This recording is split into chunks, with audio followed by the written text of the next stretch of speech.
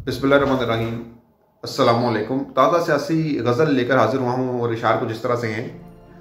हुकूमत के हवारियों को सांस पर आ सिर्फ, हुकूमत के हवारियों को सांस पर आ सिर्फ, इल्तिमास है बंद कर लें ये अपनी बकवास सिर्फ।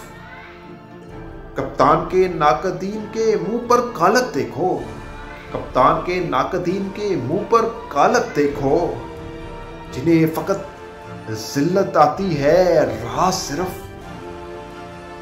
थूक कर बार बार चाटा है जिन्होंने, थूक कर बार बार चाटा है जिन्होंने, आज बाजवा बन बैठा है इनका बास सिर्फ।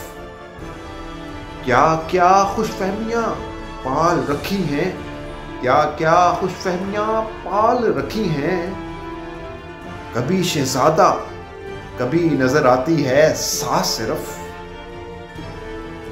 महंगाई बेरोजगारी से क्या सरोकार इन्हें, महंगाई बेरोजगारी से क्या सरोकार इन्हें, कप्तान को मिटाना है यही फिक्र यही एहसास सिर्फ। इंतखाबात से इसलिए जान जाती है तैयब, इंतखाबात से इसलिए जान जाती है तैयब, कि कहीं उतरे ना इनकी मकबूलियत का लिबास सिर्फ। बहुत शुक्रिया।